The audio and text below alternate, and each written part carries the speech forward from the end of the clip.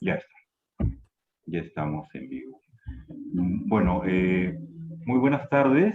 Eh, Estamos entonces acá felices de presentar el libro de Alexandra Arana y vamos a hacer una primera rápida presentación este, de las personas que ahora nos están acompañando.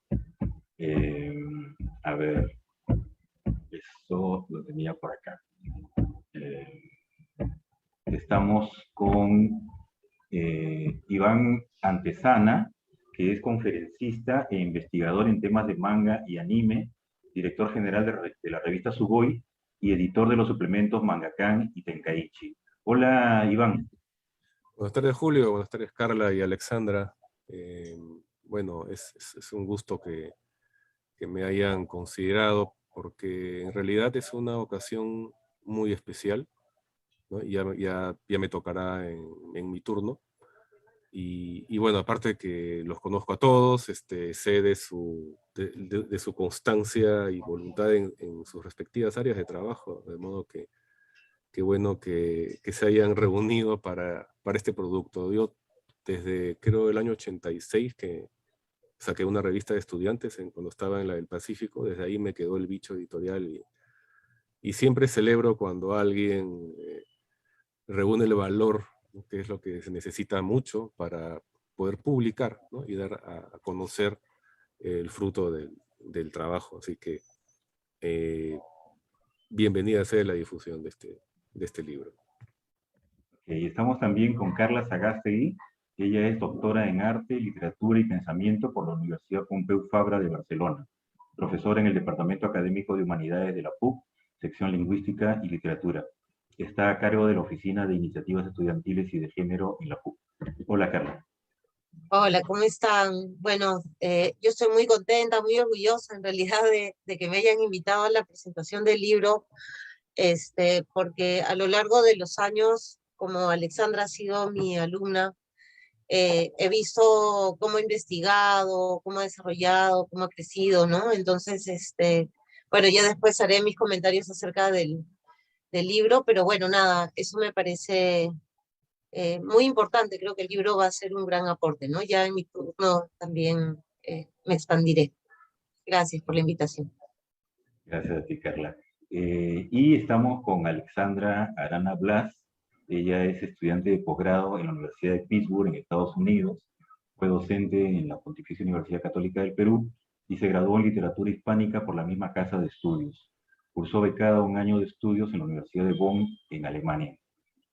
Eh, bueno, con Alexandra habíamos estado preparando una serie de documentos para una revista que estamos próximos a publicar también.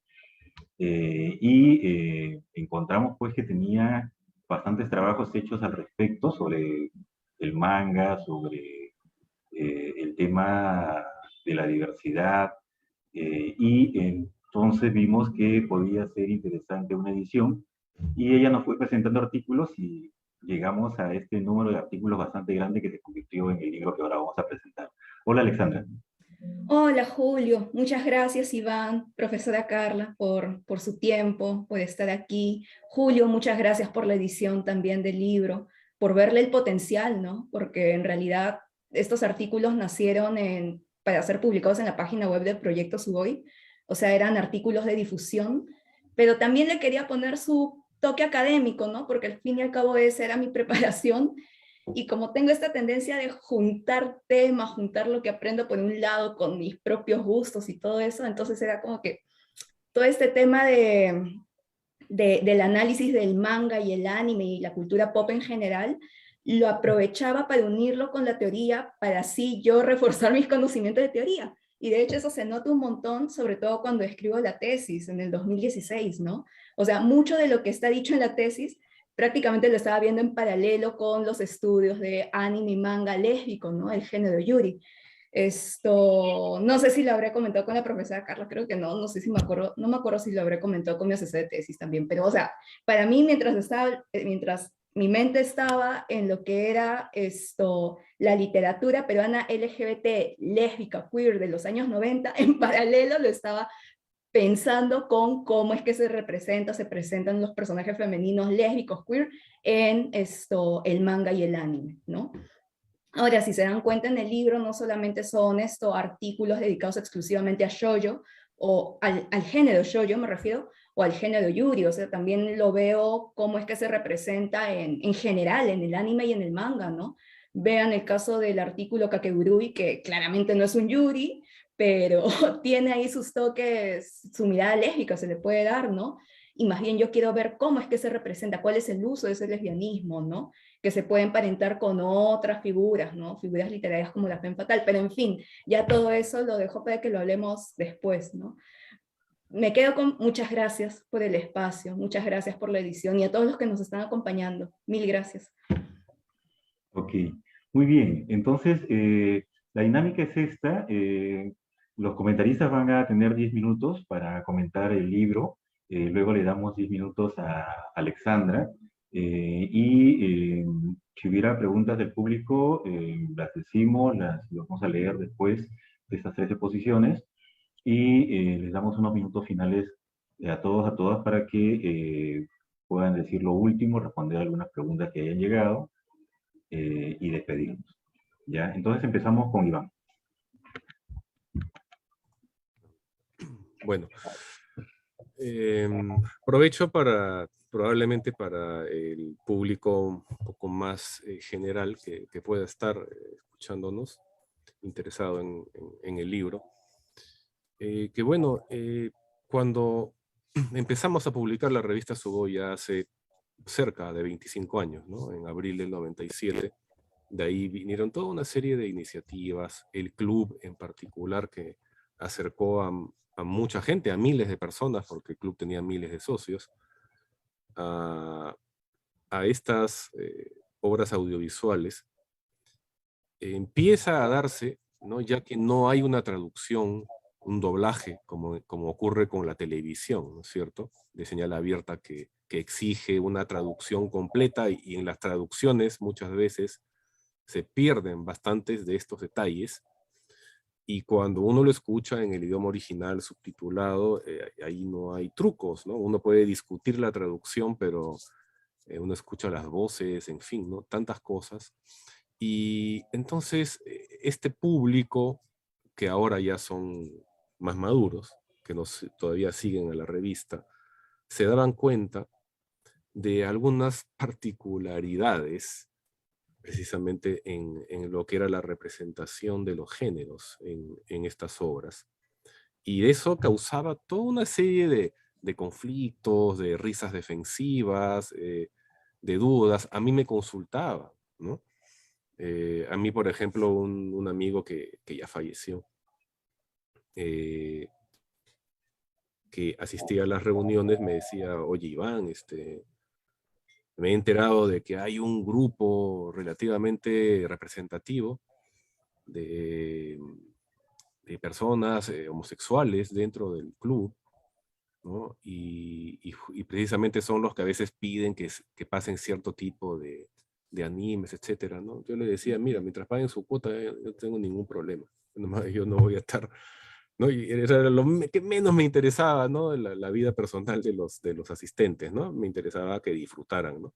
Pero allí empezaban a verse ciertos rasgos que son típicos de una visión de la sexualidad, ¿no? Y de los géneros, que se diferencia bastante de lo que una sociedad occidental bien conservadora como la limeña podría pensar, ¿no? Entonces, a través de una proyección subtitulada, te dabas cuenta, por ejemplo, de que este personaje Águila de las Guerreras Mágicas no era mujer, era hombre, ¿no?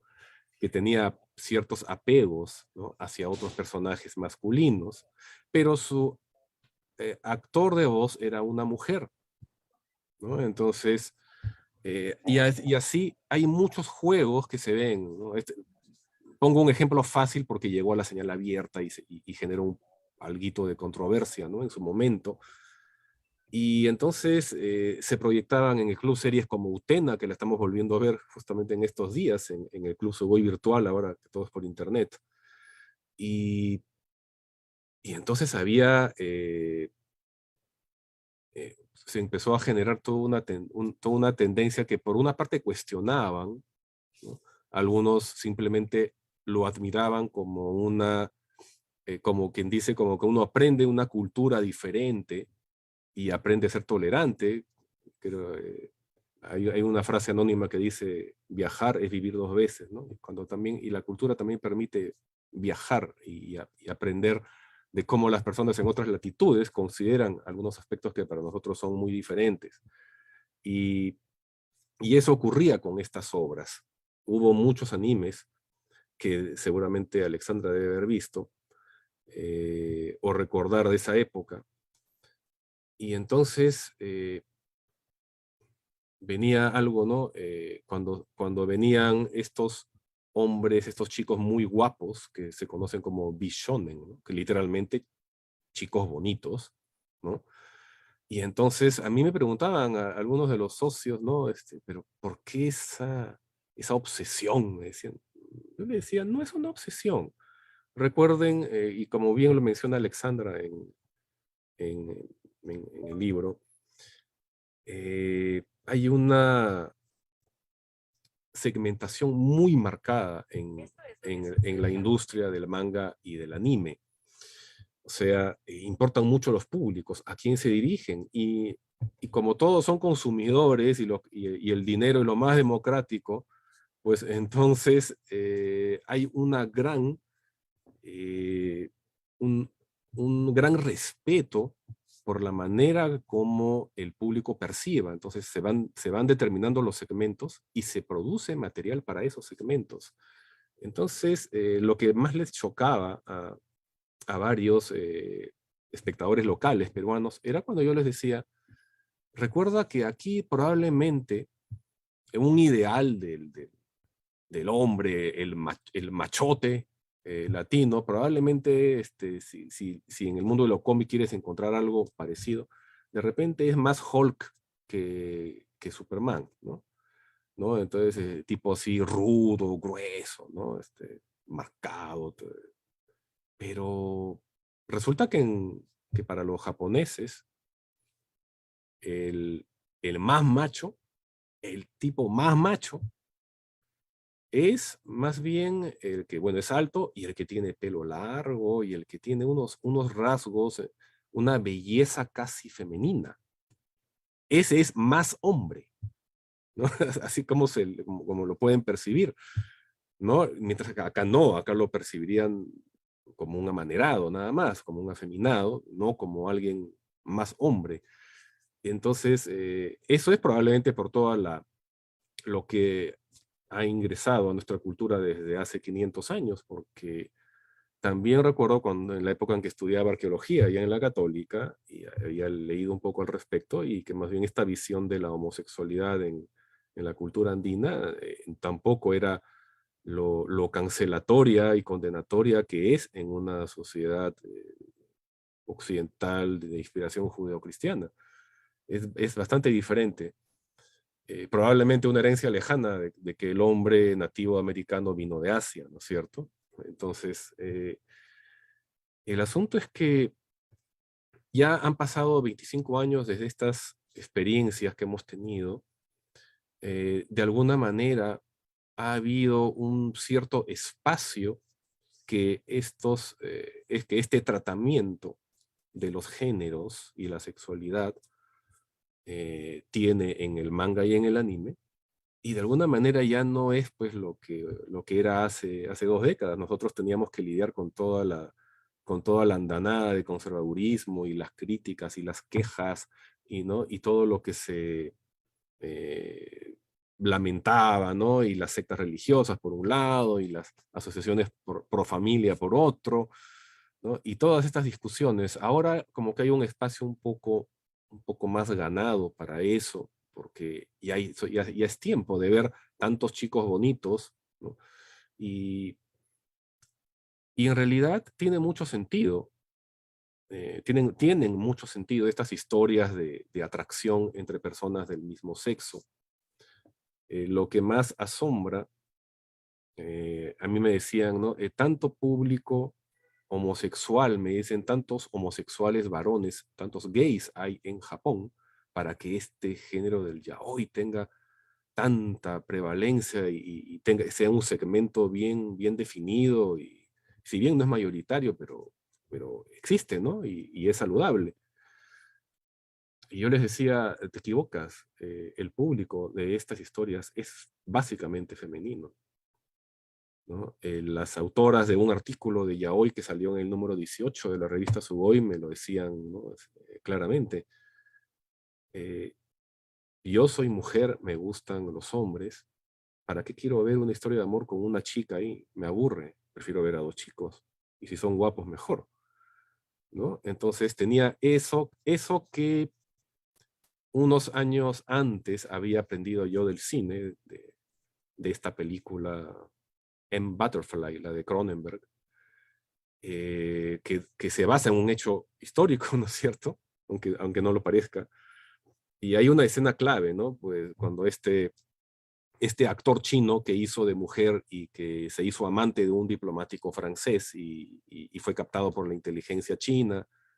Y hay una escena en que el contacto de la inteligencia del gobierno chino lo mira con desprecio a ¿no? A John Long, que es el actor, ¿no?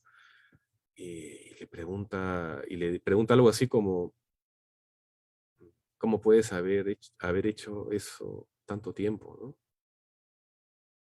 Y la respuesta fue, para mí en ese momento fue perturbadora, pero fue contundente, ¿no? Cuando el actor voltea y le dice, lo que pasa es que solamente un hombre puede saber lo que un hombre quiere de una mujer, ¿no? Y eso creo que dejó a todos en la sala pensando, ¿no? Entonces, tanto el yaoi como el yuri realmente apuntan en su gran mayoría a un público del género opuesto al de los protagonistas. Sin embargo, eso es más claro en el yaoi, diría yo. En el caso del yuri, no solamente hay chicos que quieran ver a dos chicas en enredos románticos, más o menos, con mayor o menor grado de físico o sexual, pero sí hay un segmento más grande, me parece, de mujeres, ¿no? De público femenino que disfruta un yuri, ¿no? Que me parece que debe ser mayor que el segmento de hombres que pueda disfrutar del yaoi. Sería interesante hacer alguna clase de medición, ¿no?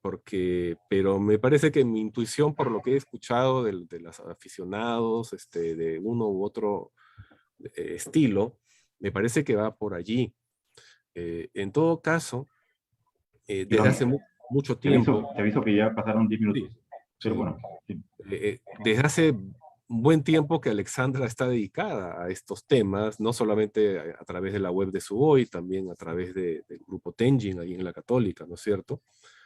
Y era hora de que estas cosas se juntaran, ¿no? y se pusieran orgánicamente en un producto editorial. Y supongo que este es un primer paso, ¿no? Hacia de pronto alguna publicación un poco más orgánica, extensa y detallada, ¿no?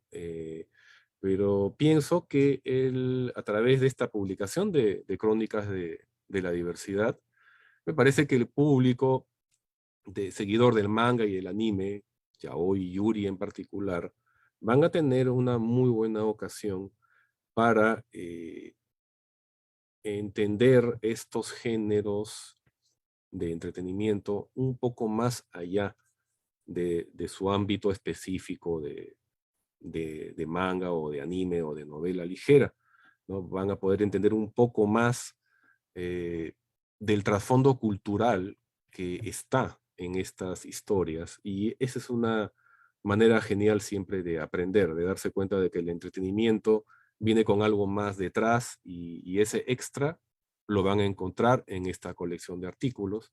Así que nuevamente mis felicitaciones a Alexandra, un agradecimiento también a Crónicas de la Diversidad por darse el trabajo de juntarlo, de animarla, Alexandra, a esto.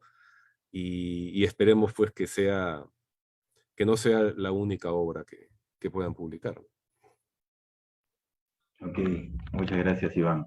Queremos recordar que el libro está disponible para que puedan leerlo en línea en ISU. Tenemos una página en ISU, isu.com/Crónicas de la Diversidad.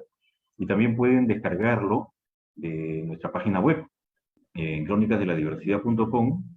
Encuentran ahí la tienda y, bueno, está ahí el libro sin ningún costo. Es gratuito y pueden bajarlo. Bien, entonces continuamos con Carla Sagasti. Muchas gracias. Me ha gustado mucho todo lo que ha señalado Iván, porque realmente estamos ante una literatura muy particular dentro del contexto de la sociedad peruana y limeña, ¿no? Eh, Hay dos cosas de las que quiero hablar. Primero hablar un poco de Ale y luego pasar a hablar sobre la importancia del libro y cómo un poco yo lo contextualizo, ¿no? Eh, lo primero es que yo la conocí a Ale estudiando literatura en la Católica y trabajamos juntos un proyecto en la comunidad de Saxamarca sobre la oralidad. Y el enfoque que le dimos a la oralidad, como es el enfoque contemporáneo, estaba basado en la performance y en el cuerpo. Y entonces empezamos a ver el cuerpo como no solamente como algo concreto, sino también como una metáfora conceptual que nos permitiera a nosotras poder imaginar muchas cosas, ¿no? Hicimos un trabajo muy interesante, la verdad, tenemos una publicación al respecto. Y a partir de ese vínculo con Ale, y el vínculo con los estudiantes que también me pedían que asesorase una tesis sobre sobre la novela de Enrique Planas, ¿no? Kawai, ¿no? Y empezar a ver también esos otros temas que estaban además vinculados no solo al cuerpo, sino también al género, ¿no? Entonces, yo creo que ahí el trabajo de Ale, doy fe, que tiene una sustentación teórica muy clara, ¿no? Que la hemos compartido bastante. Y un poco lo que yo quería, que me parece el aporte del libro y que me parece muy importante su divulgación, que era un poco lo que hablaba Iván, ¿no? Que en este libro se toca el tema con un enfoque teórico, pero Ale ha sido muy, esa es una capacidad admirable, digamos, ha sabido coger ciertos conceptos, definirlos de manera muy clara y directa, y luego utilizarlos de tal manera que yo creo que el libro, a sus lectoras, porque creo que la mayoría van a ser mujeres, a sus lectores y a sus lectores, eh, creo que les va a abrir la imaginación también acerca de la teoría que Ale sigue, porque Ale ha estudiado bastante teoría de género, y entonces creo que también, y teoría literaria, y creo que eso va a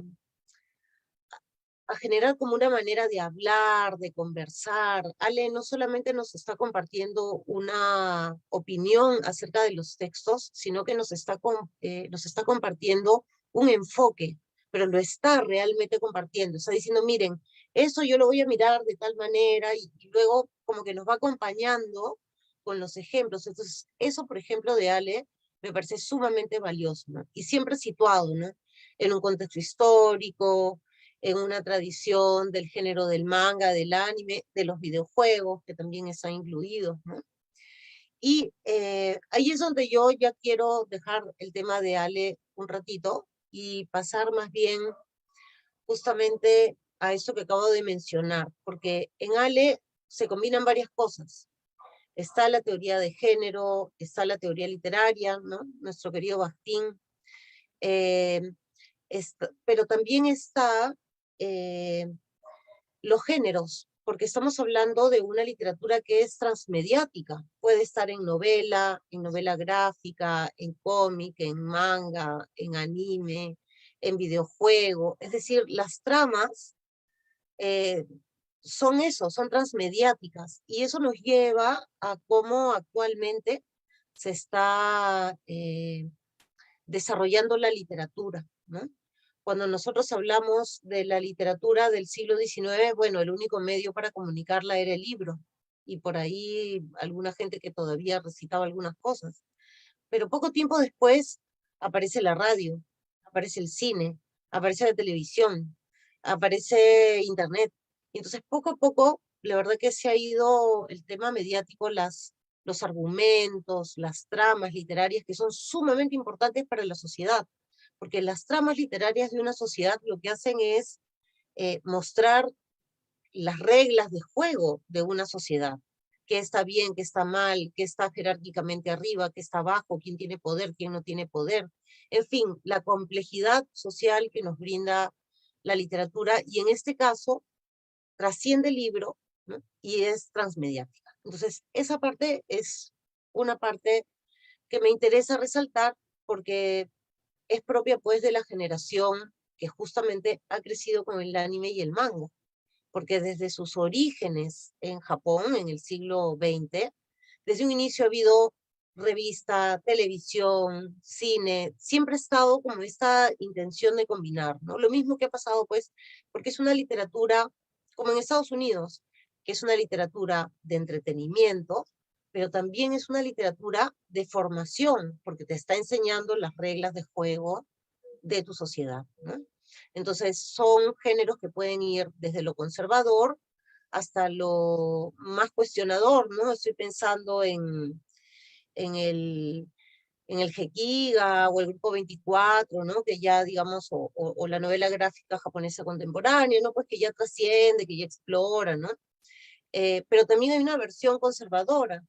Y lo interesante del caso japonés es que Japón tiene, como cada cultura, tiene su propia noción de género, porque nosotros, Iván había hablado de la cultura judio-cristiana occidental, nosotros que hemos sido dominados por esa cultura, de alguna manera pues hemos adquirido ese discurso que va de la mano con el poder hasta ahora, ¿no? Pero que cada vez está siendo más cuestionado porque la globalización nos ha permitido justamente conocer que culturas al mismo nivel o hasta más desarrolladas que la nuestra en cierto sentido, tienen otras nociones de género. Dentro del Perú incluso hay diversas nociones de género, si uno es ayánica, quechua, aymara, limeño, arequipeño, cusqueño, es diferente, es diverso, ¿no? Entonces, ¿qué es lo que me interesa del caso japonés? Lo que a mí me interesa del caso japonés, y esto lo he aprendido gracias a todos los trabajos que mis alumnos me han pedido que acompañe, como en este caso el de Ale con el prólogo, ¿no? He aprendido muchísimo, la verdad, que en el caso japonés, a diferencia del caso occidental, en el caso occidental, la diversidad sexual tiene que ver con la orientación sexual, es decir, con quién me gustaría tener relaciones sexuales, pero eso también está vinculado a la identidad sexual. Entonces, si yo soy homosexual, porque me gusta estar con mujeres, me define, es parte de mi identidad ser así. Eso en la cultura japonesa no se presenta. En la cultura japonesa, la orientación sexual no tiene que ver con la identidad sexual. Ahí es muy marcado que o se es hombre o se es mujer. Por eso el cómic está dividido así, ¿no? El shonen, el shoujo, todo está dividido hombre-mujer. Pero dentro del hombre y mujer, las orientaciones sexuales son totalmente libres. Y por eso tenemos, hasta cierto punto, ¿no? Por eso tenemos una literatura que permite dar esa libertad porque no está vinculado directamente a la identidad. Más allá de que Japón ha sido mucho más libre con el tema de los hombres que con el tema de las mujeres, eso Ale lo sabe bien, ¿no? Las mujeres ha sido más un trabajo del siglo XX, el feminismo es un movimiento menos grande que en otros países, pero también porque siempre han habido estos espacios pues para el lesbianismo y para otras formas, para otras orientaciones, ¿no? Entonces, ¿qué es lo que a mí me parece importante con esto transmediático y con una generación? Antes de que empezáramos, cuando estábamos en el preámbulo, yo les comentaba pues que con los 70s ha llegado el anime al Perú, ¿no? Y con el anime llega el manga, y llega, en fin, toda una cultura que todos deben recordar muy bien y que fue increyendo, ¿no? Ahora es un porcentaje importante de los textos que leen los jóvenes en el Perú, creo que el 30% de lo que leen es manga, ¿no? Y en sus variantes, como nos señala Ale, ¿no? Porque también hay variantes. Fíjense qué diverso es todo, porque también hay variante coreana, también hay variante china, también hay variante japonesa, ¿no? Entonces, es diverso, esa diversidad asiática. Lo que yo creo es que eh, en este tsunami, para utilizar otra palabra japonesa, este tsunami mediático, porque es libro, televisión, cine, computadora, ¿no? Llega al Perú, pero llega también con esta posibilidad de diversidad de género que yo creo que ha hecho a una generación ser una generación privilegiada. Porque realmente han podido hablar, a pesar de que Cipriani podía ser el cardenal y en fin, y todas las cosas que ese señor Barrabasadas que solía decir, ¿no? Ahora está con voto de silencio, lo tiene bien controladito. A pesar de que estaba él ahí, la gente iba al centro comercial Arenales y podía encontrar revistas, iba a Polvos Azules y podía encontrar películas. Es decir, creo que hay una generación que se ha permitido y que ahora nosotros estamos viendo pues la diferencia, ¿no?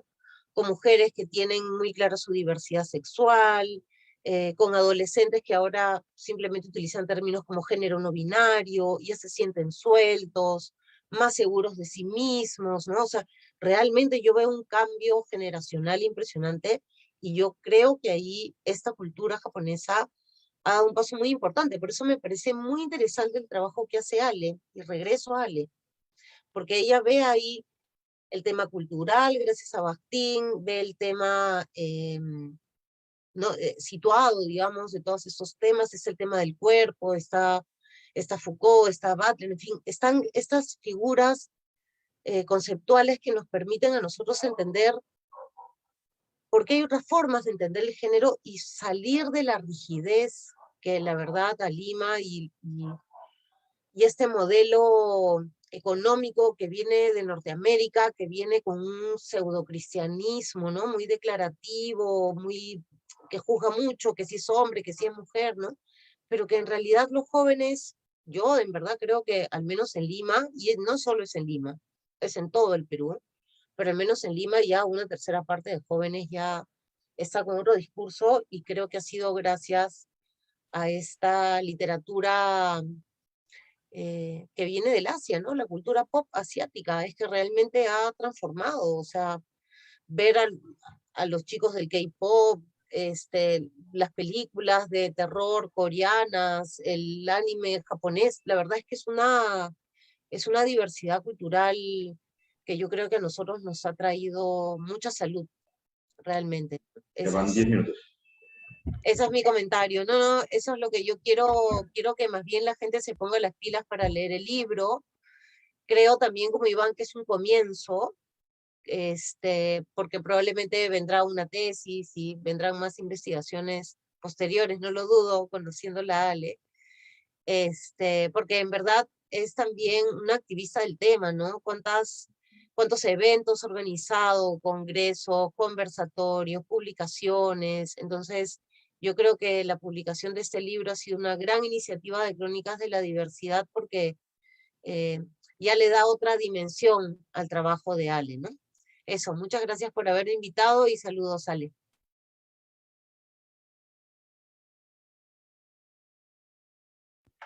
Ok, entonces, antes de darle la palabra a Ale, quiero mostrar el libro, porque también aquí hay que mencionar al diagramador, que ha sido Chechi Chávez. Chechi Chávez, los que siguen Crónicas de la Diversidad ya seguro lo conocen. Chechi no solamente es el diagramador de la revista, él también hace la caricatura de la última página de nuestra revista, y bueno, Chechi ha ganado varios premios por sus caricaturas, ¿no? El premio de Amnistía Internacional y otros. Y bueno, la diagramación que ha hecho es bastante hermosa. Ahí lo pueden ver. Bien, Alexandra, entonces tus palabras. Ya, Julio, muchas gracias. Iván, otra vez gracias. Profesora, muchas gracias por sus comentarios. Y sí, no, el trabajo de Chechi, hemos estado varias noches, ¿no? Como que falta esta imagen, toma esta imagen, ¿dónde puedo encontrar esta imagen que esté en mala resolución?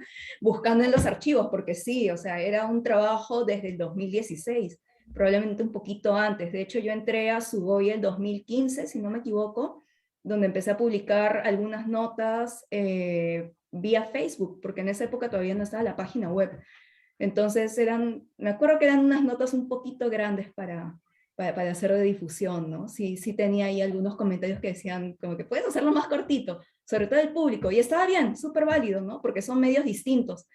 Ya cuando pasó a la página web, bueno, ahí sí, simplemente el entusiasmo y empecé a escribir. Pero nada, sí, o sea, son artículos desde el 2016, o sea, fue un trabajo de volver a recolectar imágenes, salvar imágenes también, porque, bueno, cambio de laptop, la memoria USB, ya, bueno, en fin, ¿no? La memoria externa, tratar de buscarlo y todo, ¿no? Y también cuando Julio dijo esto, para que le mande algunos artículos que originalmente iban a ser para la página web de Crónicas, ¿no? Y le empecé a mandar uno, y otro, y otro, y otro, terminó siendo como más de 5, ¿no? Y cuando empezamos a hacer la diagramación con Chechi, dije, ¡oh, cierto, toma este otro artículo! ¡Ah! Y después de una semana, ¡ay, este otro artículo! Y ya terminando, todavía le mandé como 2, 3 artículos más, ¿no? Entonces nada, sí, o sea, simplemente es un trabajo de años y definitivamente, como dicen Iván y la profesora Sagástegui, esto es un inicio, ¿no? O sea, necesitan ser más trabajados. Yo misma tengo que admitir eso, ¿no? Que pueden ser perfeccionados, profundizados y usados para un trabajo mucho más amplio y grande, ¿no? Y también sí, es parte de un proyecto más grande que tengo, ¿no? Y bueno, definitivamente este tipo de trabajos creo que dice mucho de la generación, ¿no? Los que hemos nacido a finales de los 80s, 90s, esto que estamos tratando de integrar este interés por las culturas pop, la cultura pop que hemos recibido tanto de Asia como de Occidente, Estados Unidos, Europa y bueno, otras partes de Latinoamérica también, y cómo es que lo pensamos, cómo es que reflexionamos a partir de eso, ¿no? Y también es muy necesario que reflexionemos sobre cómo recepcionamos esos productos de la cultura pop, porque ya estamos viendo autores, artistas de esta generación, de mi generación de los años 90, que están incorporando mucho esos estilos en sus propias obras, ¿no? Por ejemplo, veamos al creador de Lima Chan, ¿no? O sea, claramente es estilo anime, estilo manga. También, bueno, están también otros autores, ¿no? Que sí son mayores que yo, ¿no? Están en sus 30, 40, Enrique Planas, yo lo mencionó la profesora Sagasti, Jennifer Thorndike, de hecho, en alguna entrevista que le hicimos para la Católica, para el curso de investigación académica, que dicté hasta el año pasado como jefe de práctica, también ella misma admite que tiene influencia del anime y el manga, y de hecho eso se ve clarísimo en su libro Cromosoma Z, que ya lo he dicho hasta el hartazgo en los eventos de Crónica de la Diversidad, ¿no? Y siempre que puedo hablo sobre eso, así que ya la gente debe estar un poco harta al respecto, harta, ¿no? Entre comillas, pero yo le voy a seguir dando duro, voy a seguir investigando sobre esa obra sí o sí. E incluso en otra obra, como por ejemplo la de Karen Luis de Aliaga, Compórtense como señoritas, hay una sección que hace referencia a todos los productos de la cultura pop y cómo han influenciado desde temprano en ella, ¿no? E incluso si uno lee toda la obra, todo está atravesado por temas de cultura pop, ¿no? Bueno, cultura pop, música, películas, ¿no? E incluso se podría decir de que también se podría identificar como una suerte de cultura lésbica, ¿no? Ahí, ¿no? Los espacios de reunión, espacios de reunión no solamente físicos, sino también lo otro interesante es el internet, ahí en esa obra en particular. Pero bueno, nada, creo que, o sea, lo que me alegra mucho del potencial que ha visto Crónicas de la Diversidad es de que esto es un reflejo de un trabajo que también estamos haciendo varias personas desde el ámbito académico, ¿no? Quizás no sea no hay una facultad de estudios asiáticos hasta ahora en el Perú, y en la Católica no hay. Está el Centro de Estudios Orientales, que sí nos brinda un montón de apoyo, pero no hay una facultad que enseñe eso. Pero bueno, varios estamos haciendo este tipo de estudios de manera paralela, ¿no? Al mismo tiempo como estamos aprendiendo sobre, bueno, algunos estamos en humanidades, otros estamos en comunica, en fin, ¿no? O sea, estamos desarrollando esa área de estudios y al mismo tiempo lo estamos uniendo con este otro tema que nos gusta, ¿no? Hay un montón de chicos de mi generación, como ya lo dijo la profesora Sagasti, hay un montón de chicos de mi generación que están dándole a este tema, ¿no? Están realizando investigaciones, ¿no? Bueno, incluso también hay que tomar en cuenta que el mismo espacio de la revista Sugoi ya estaba haciendo ese tipo de análisis, ¿no? Esto, sí, sí, ya existía desde hace un tiempo, ¿no? Pero también hay que tomar en cuenta los espacios académicos, los espacios de difusión dentro de las mismas universidades, ¿no? Eso también sería súper interesante profundizar y analizar. Esto, que de hecho eso hablo ligeramente en el artículo que va a salir en febrero para Crónicas de la Diversidad. Esto, pero por ahí, si alguien se anima a verlo a profundidad, los animo, porque es todo un mundo, ¿no? Y de ahí lo otro, por ejemplo, una de las cosas que sí la razón por la que quería hablar de estos temas, algunos dirían muy insistentemente, ¿no? El tema de cómo es que se representa el lesbianismo en el anime y el manga y la literatura en general, es porque sí hay un gran vacío alrededor de eso, ¿no? Y yo como una persona que estudia en un colegio femenino católico limeño, donde he sido testigo de este tipo de represión que puede haber del cuerpo, la sexualidad y sobre todo en espacios homosociales femeninos, no sé, simplemente era para mí una forma de entender por qué es que se daban ese tipo de represiones, por qué no se podía hablar al respecto, y nada, simplemente seguí esos estudios, ¿no? Por todo el vacío que hay alrededor y también porque yo misma he sido testigo de cómo es que muchas chicas se atreven a consumir ya hoy, y es más, es una comunidad muy grande, muy activa, pero en cuanto a chicas consumiendo yuri o hablando de lesbianismo, es como que es casi un tabú en muchos casos, ¿no? Sobre todo para las consumidoras, ¿no? Las consumidoras a veces no se atreven a aceptar el yuri tan fácilmente, pero sí hay productoras de yaoi que sí como que exploran el yuri, pero no es muy común en realidad. Entonces, nada, frente a esos vacíos es que quise preguntarme por qué está pasando aquí, ¿no? Esto, y nada, yo espero que este libro sea parte de un proyecto más grande. De hecho, si se dan cuenta y quienes revisan los artículos, claramente hay unos que estaban pensados, estaban pensados, mejor dicho, para más una suerte de publicación impresa, por ejemplo, el último artículo, en la sección artículos, ¿no?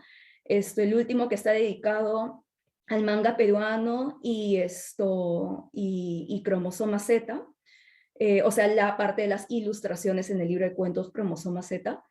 Eso está pensado para publicación, impresión. Y bueno, también hay un artículo que claramente es artículo académico, que es el primero, ¿no? El que abre el libro, que es el Eros velado, los amores imposibles en la narrativa y el arte visual, el aspecto visual de Shinsekai Yori.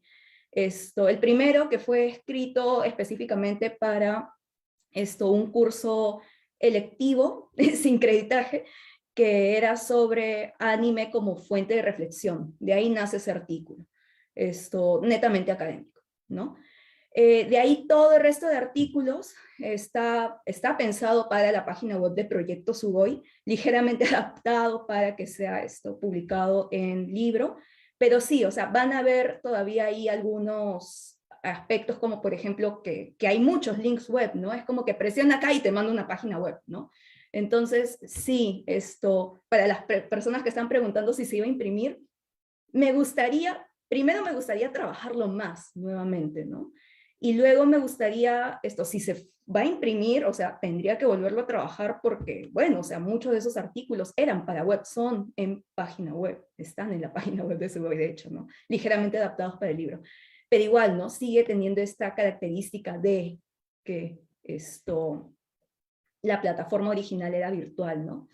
Y de ahí, bueno, están todo lo que son las notas, la sección de notas, que son como los artículos, pero más ligeros, ¿no? Y una suerte de propuesta rápida de ideas y propuesta entretenida, ya depende de quién lo lea, ¿no? Para mí eran entretenidas.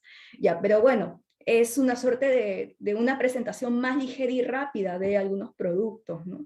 Y finalmente la parte de la entrevista a Erika Friedman, que es una de las especialistas sobre Yuri en Estados Unidos, ¿no?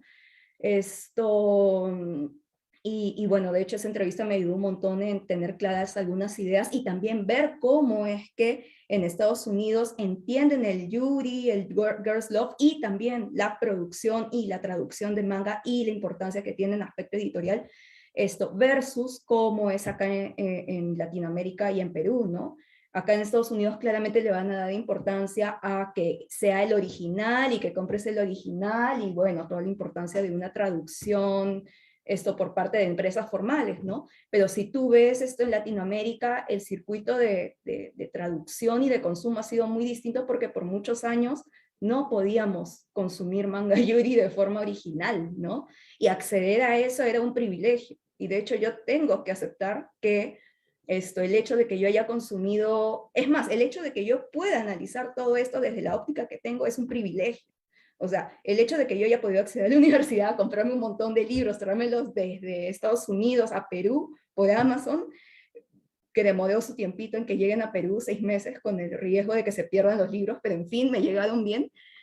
Todo eso es un privilegio, realmente, ¿no? Que yo espero que pueda ser difundido y que ayude a las personas que no pueden acceder tan rápidamente a esos libros, que puedan, al menos desde los artículos, entender un poco de esa teoría, que es muy difícil acceder muchas veces, si no tienes los medios, si no tienes internet, si no tienes la fortuna de comprar esos libros que también no son muy baratitos, ¿no? Y ahí nuevamente agradezco también, ya lo dije por mis redes, ¿no? De hecho, esto es mucho el apoyo de mi familia, ¿no? En adquirir toda esa fuente de conocimiento, ¿no? Y ya bueno, también hablando de los mangas, ¿no? Hasta hace unos años para traer mangas Yuri al Perú era como que también por Amazon, ¿no? Era toda una odisea que te lleguen. Pero ahora sí es más fácil en realidad y esa es otra cosa muy interesante. Por ejemplo, en México ya se están traduciendo mangas, bueno, desde hace un tiempo ya, pero ahora de forma más constante, algunos títulos súper conocidos como Blooming to You o Citrus, que yo no duraría de que la razón por la cual están traduciendo estos mangas Yuri al español es también gracias al éxito que tuvo en redes, en internet, ¿no? Todos estos scanlators y traducciones ilegales. Yo creo que eso también la gente se ha dado cuenta que hay un mercado detrás, ¿no? Y no dudaría, ¿no? De que también las empresas en México, en Argentina, en España, se han dado cuenta de que las personas que podíamos traíamos los libros de los países que ya lo traducían, Estados Unidos, de hecho Alemania también tradujo tempranamente estos productos, ¿no? Y se dieron cuenta, ¿no? De que hay todo un mercado ahí, y por suerte es muy bueno eso, ¿no? Yo sigo un poco esos fenómenos, o cómo reaccionan los fans, las fans en internet, ¿no? Entonces sí, yo creo que también, bueno, en la publicación entonces de este libro no solamente es el inicio de un proyecto más grande, que nos debería también invitar a pensar entonces en los círculos académicos que se están creando, o ya existen desde hace ya varios años, sino también darle la importancia desde las humanidades y desde las otras facultades universitarias, a los estudios de cultura pop, ¿no? Que es algo muy, muy, muy común en mi generación, ¿no? Que siempre estamos hablando, siempre estamos analizando, pero a veces, bueno, ya depende de cada uno, ¿no? A veces es un poco difícil encontrar el espacio dentro de la universidad para hablar al respecto, ¿no? Yo sí tuve la suerte de sacar todo ese lado fanático en su hoy, ¿no? Y nada, eso es de mi parte, muchas gracias, y bueno, si hay preguntas, acá estoy para contestarla, y muchas gracias nuevamente Iván, profesora, por sus comentarios, Julio, por el espacio, y sí, definitivamente tengo que seguir trabajando en esto. Sí, hay una pregunta, antes de darle la palabra a Iván y a Carla para sus últimos comentarios. Leo la pregunta de Edgar Deza.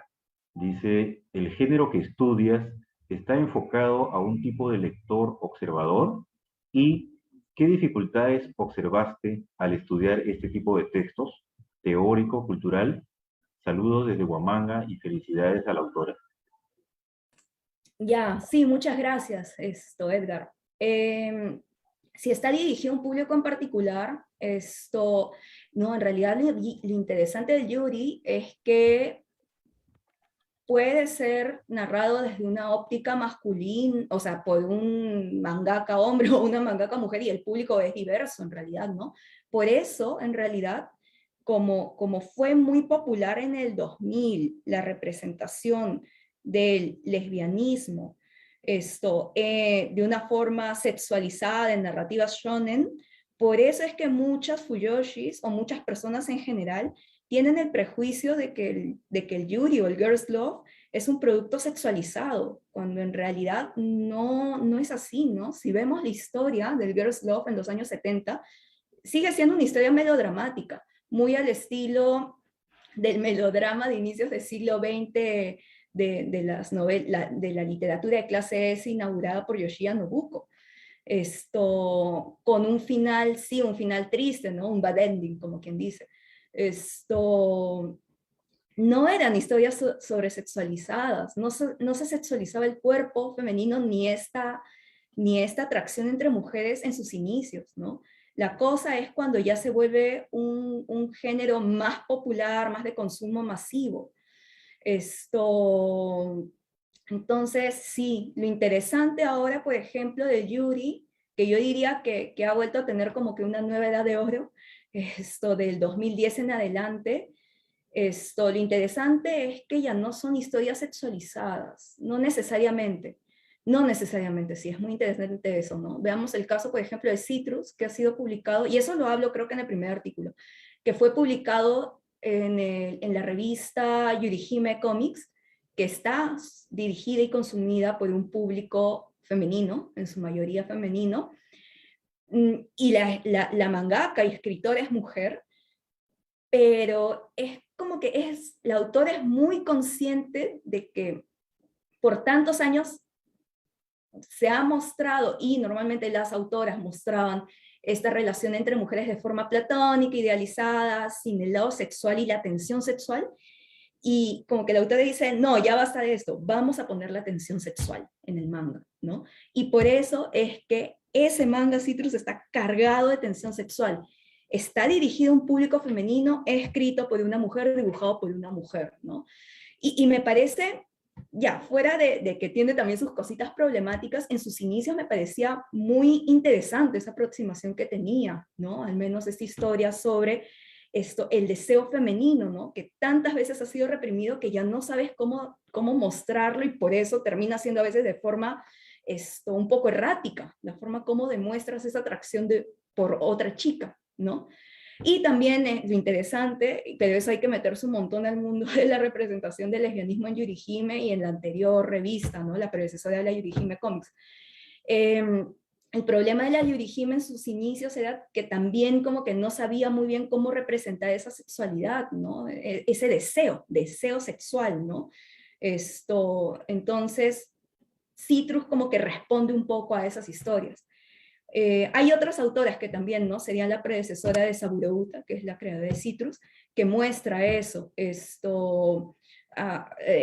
Habían otras autoras, Reiki, y no me acuerdo cuál otra más, ¿no? Que trabajan en conjunto y tenían ahí varias historias en la Yurihime, ¿no? Que también es como que no estaban muy satisfechas en cuanto a esta representación platónica de las relaciones entre chicas, y entonces por eso es que mostraba mucho el tema de la sexualidad, ¿no? Del deseo sexual, me refiero a lo carnal. Ese es el caso de Citrus. El caso de Blooming to You es bien interesante porque está escrito por una mujer, escrito y dibujado por una mujer, pero es publicado en una revista shonen. Entonces, lo interesante de ahí es que no es una mirada sexualizada del lesbianismo como sí sucedía en el Yuri de los años 2000, escrito por hombres y publicado en mangas shonen. Esto, sí, es bien interesante porque lo que te muestra es una suerte de cómo es que la relación entre las protagonistas va avanzando de a pocos, ¿no? Es algo un poco más orgánico. Esto, sí, hay tensión sexual, hay avance también, ¿no? En cuanto a la relación. El otro detalle súper interesante es que también habla de la asexualidad y cómo, por ejemplo, introduce un personaje masculino que es el primero en enterarse de la relación entre estas dos chicas, pero no lo ve de forma sexual y por el contrario las apoya, ¿no?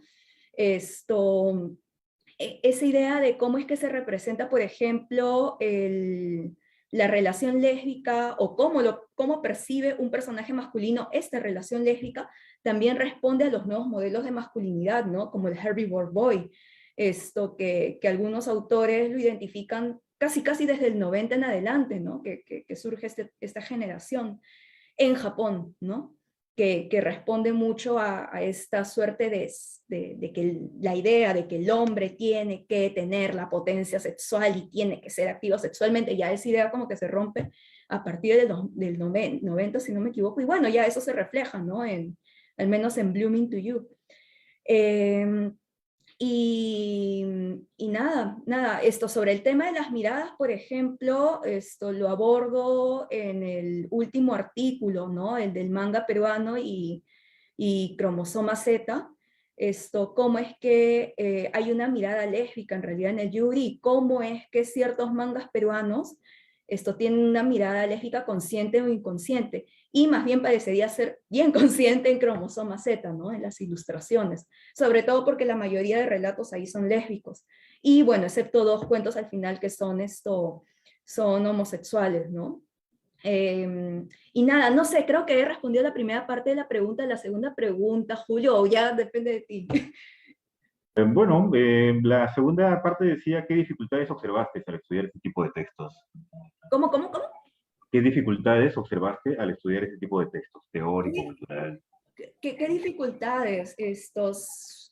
Bueno, siempre está el hecho de que es una cultura súper distinta, ¿no? Y yo misma admito, todavía tengo que aprender más de cultura japonesa, ¿no? Hay chicos que sí o sea, ya se han metido con todo ahorita a estudiar temas sobre, o sea, estudios asiáticos, ya se han metido a eso de lleno, ¿no? Con los estudios formales. Lo mío en parte es bien de autodidacta, de discusión con otros chicos que considero especialistas. Y bueno, las dificultades, el acceso a los textos, un poco, ¿no? Son textos que yo no considero acabados ni definitivos. Definitivamente yo invito a que las otras personas lo lean y tengan su propio punto de vista, ¿no? A mí no me gusta imponer puntos de vista ni lecturas.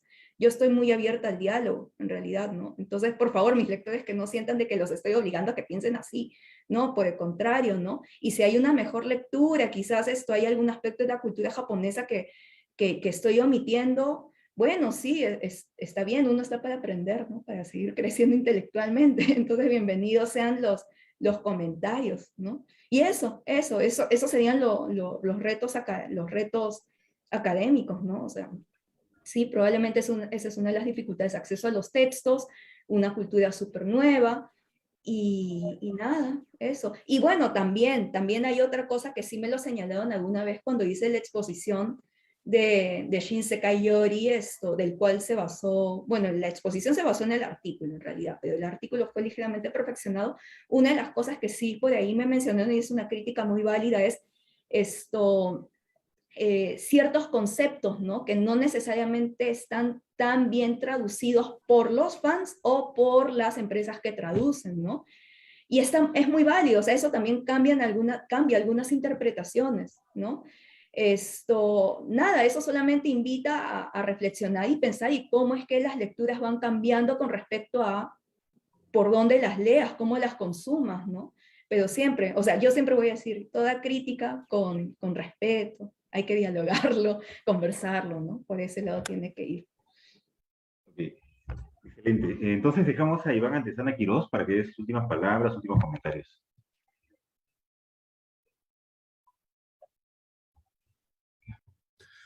Bueno, estamos de acuerdo en que estamos asistiendo a un primer paso. Si es tardío o no, considerando que hay 25 años de cultura de manga y anime con Sugoi, ¿no? Pero en realidad,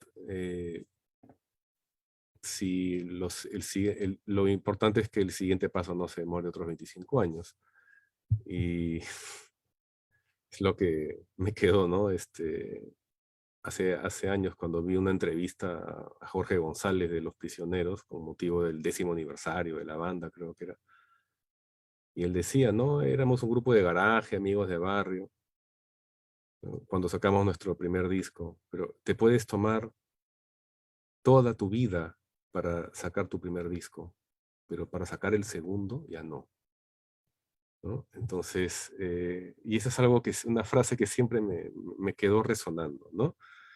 Y efectivamente ocurría con estos asuntos del manga, cuando a los aficionados más entusiastas que llevaron a publicar estos suplementos Mangakan, Tenkaichi, en las revistas Sugoi y Masaka, yo siempre decía, uno tiene que orientar a los jóvenes, uno tiene que darles espacio, dejarlos desarrollarse. Está en cada uno si la responsabilidad los motiva y explotan, o si pierden el tren, ¿no? Y en muchos de los casos ocurría que entre un capítulo y otro veías una mejora. Yo decía, qué bien, ¿no? La presión del público, el saber que te están leyendo, todo eso hace que el artista cambie, aunque se diga, aunque muchos tengan una opción así bien intransigente, no, yo soy yo y que no me interesan los demás, pero al final todos somos parte, ¿no? De una red, de un tejido, de algo más grande en la sociedad. Entonces, yo supongo que esta iniciativa de Alexandra y Crónicas de la Diversidad debería dar un punto de partida para que empiecen a tomarse, digamos, a acercarse más todo esto que se considera como simple entretenimiento, y que empiece a considerarse un poco más también la parte académica y teórica, que puede orientar muchas veces y ayudarnos sobre todo a entender y a explicarnos cómo somos nosotros, ¿no? Y yo recuerdo mucho el efecto de shock que hubo cuando salió la revista Sugoi por primera vez. Todas las cartas, uno podía sacar cualquiera de las muchas cartas que llegaron, y casi todas iban a decir lo mismo, ¿no? Yo ya estaba harto de que en mi colegio se burlaran de mí, en mi instituto se burlaran de mí, en mi universidad se burlaran de mí, en mi casa se burlaran de mí, porque me gustaban los dibujos animados. Y gracias a ustedes sé que tiene sentido que me gusten, que soy parte del público al que van dirigidos originalmente, que no tiene nada de raro, que no estoy loco, y que hay muchos más como yo, y que en esta revista se han atrevido a tratar de estas cosas seriamente. Y pienso que eso es algo que puede reproducirse en muchos otros tipos de obras. Así que espero que esto continúe, y si puedo darles una mano, encantado.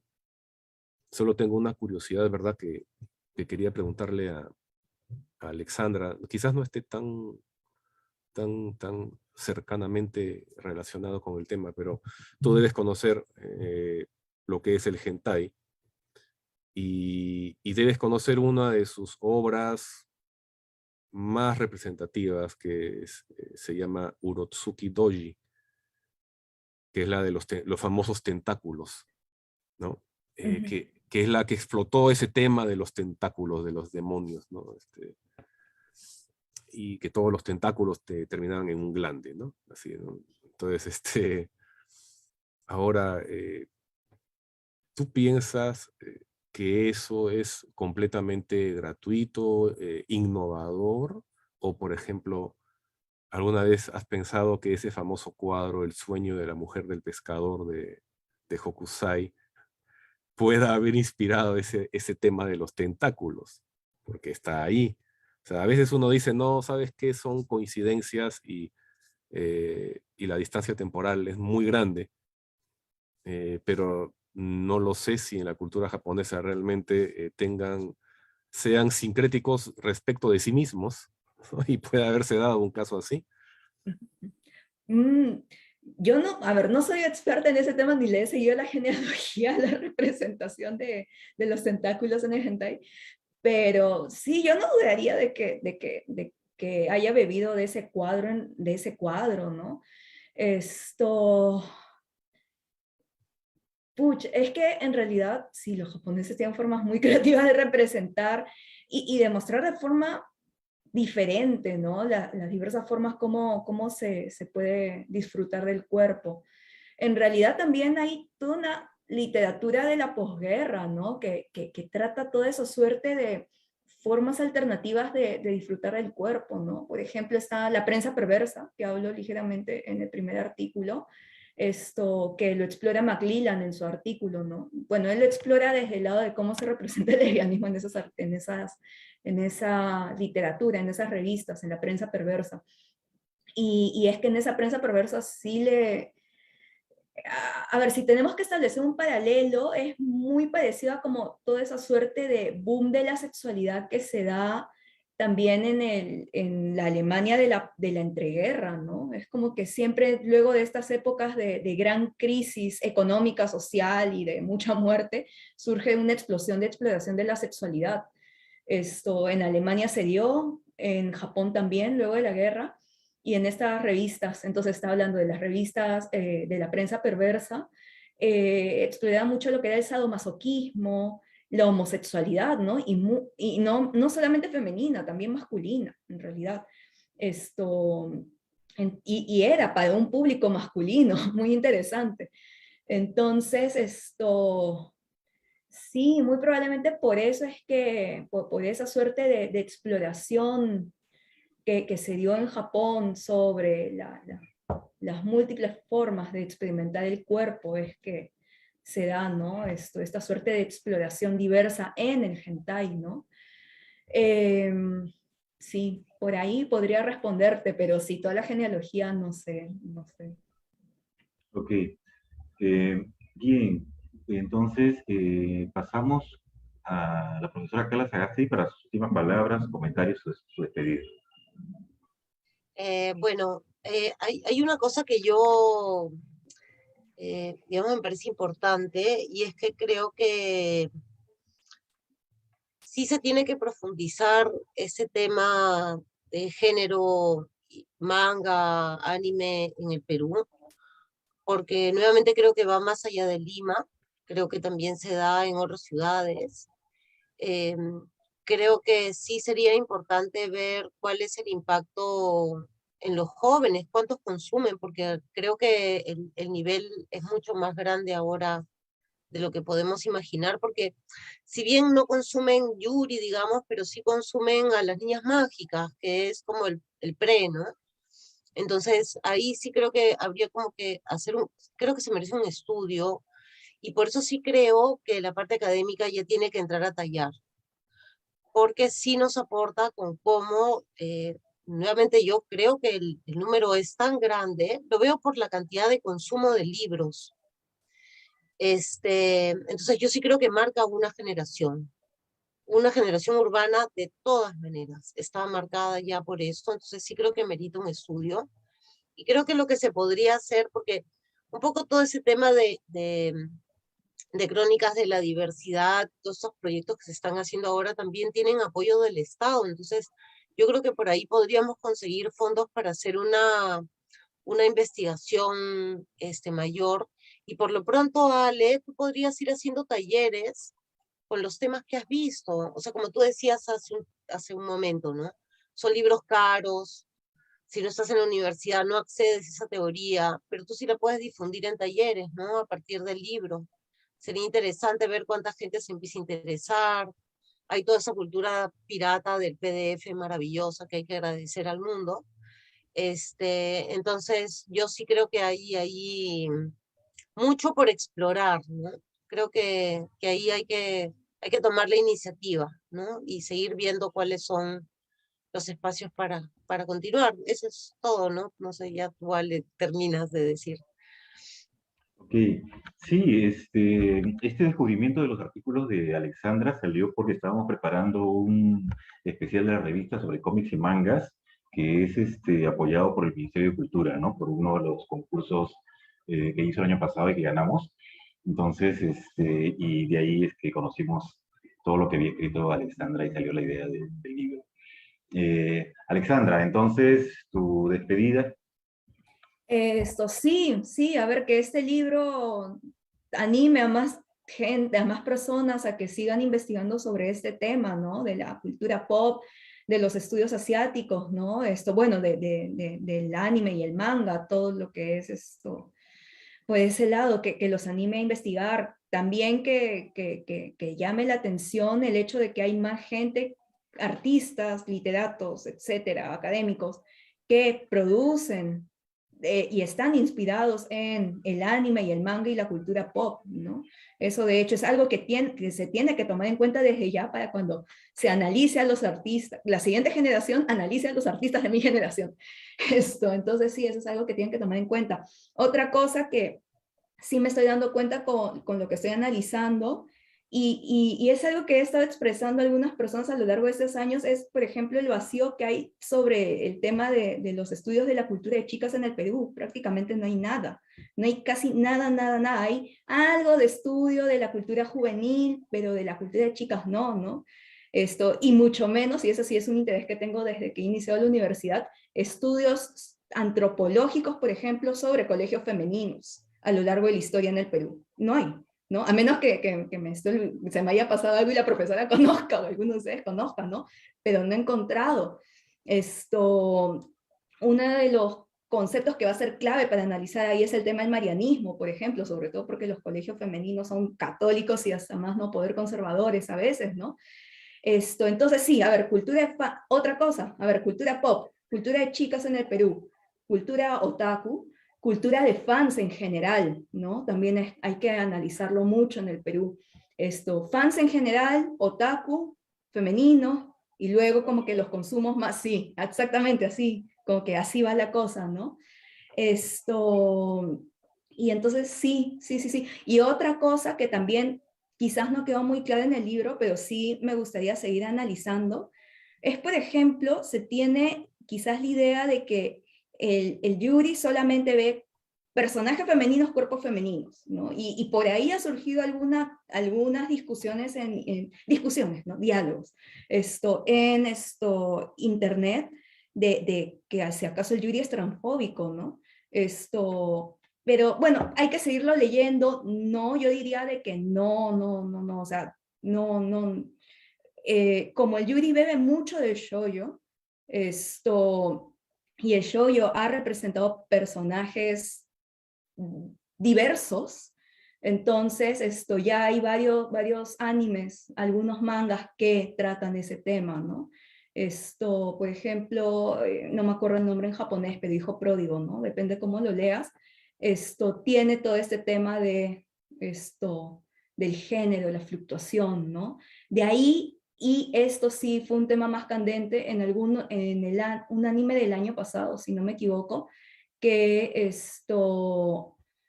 se me fue el nombre del anime, pero sí, eran personajes femeninos, pero había un personaje que era trans, masculino, que no hizo la transición, o sea, no se operó, pre-op trans masculine, que ahí surgió el diálogo, la discusión, ¿es Yuri, no es Yuri? ¿Cómo se lee, no? Pero en fin, es un tema de discusión, de más análisis que yo quiero, o sea, quiero seguir consumiendo y quiero seguir analizando qué es lo que pasa ahí,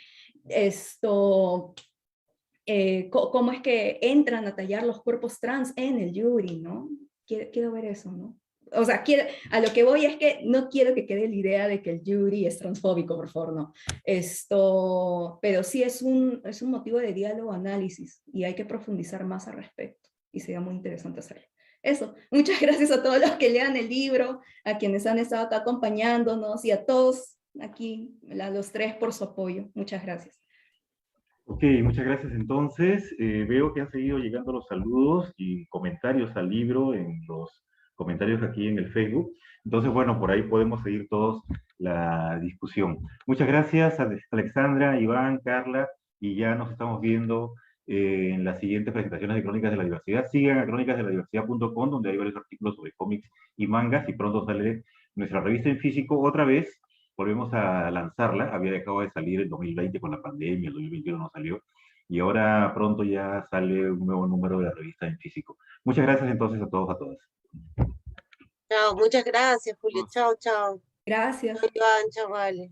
Chao, profesora.